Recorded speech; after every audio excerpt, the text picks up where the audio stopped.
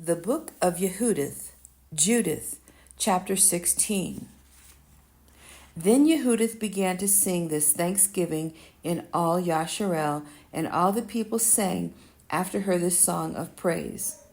And Yahudith said, Begin unto my Elohim with timbrels, sing unto my Adonai with cymbals, tune unto him a new psalm, exalt him and call upon his name. For Elohim breaks the battles. For among the camps, in the midst of the people, he has delivered me out of the hands of them that persecuted me. Ashur came out of the mountains from the north. He came with 10,000s of his army, the multitude whereof stopped the torrents, and their horsemen have covered the hills. He bragged that he would burn up my borders and kill my young men with the sword, and dash the sucking children against the ground, and make my infants as a prey, and my virgins as a spoil. But El Shaddai Yahuwah has disappointed them by the hand of a woman. For the mighty one did not fall by the young men, neither did the sons of the Titans smite him, nor high giants set upon him. But Yahudith, the daughter of Merari, weakened him with the beauty of her countenance. And she put off the garment of her widowhood for the exaltation of those that were oppressed in Yasharel, and anointed her face with ointment, and bound her hair in a tire, and took a linen garment to deceive him. Her sandals ravished his eyes, her beauty took his mind prisoner, and the falcon passed through his neck. The Persians quaked at her boldness, and the Madai were daunted at her hardiness. Then my afflicted shouted for joy, and my weak ones cried aloud. But they were astonished. These lifted up their voices, but they were overthrown. The sons of the damsels have pierced them through, and wounded them as fugitives' children. They perished by the battle of Yahuwah. I will sing unto Yahuwah a new song.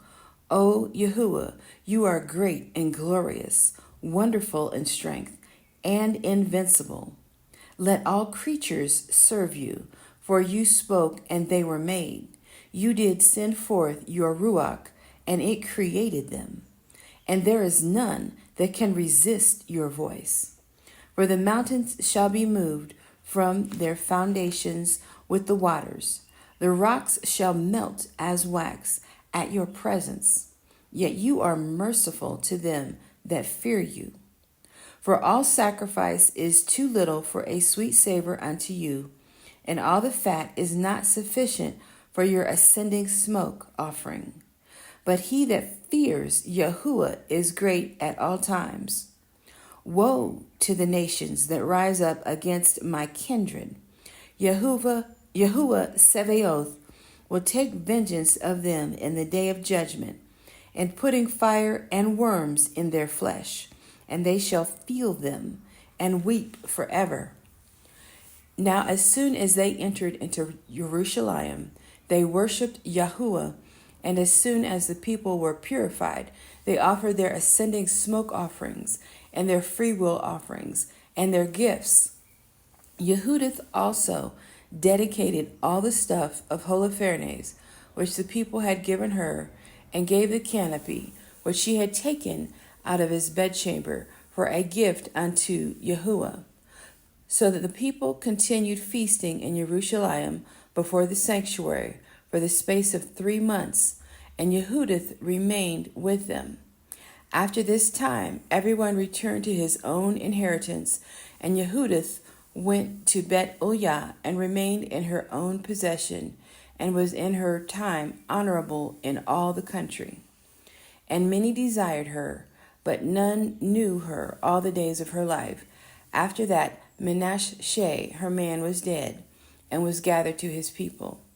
But she increased more and more in honor, and waxed old in her man's house, being 105 years old, and made her maid free.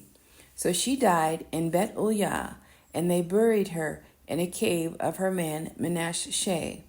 And the house of Yasharel lamented her 7 days. And before she died, she did distribute her goods to all them that were nearest of kindred to Manasseh, her man, and to them that were the nearest of her kindred.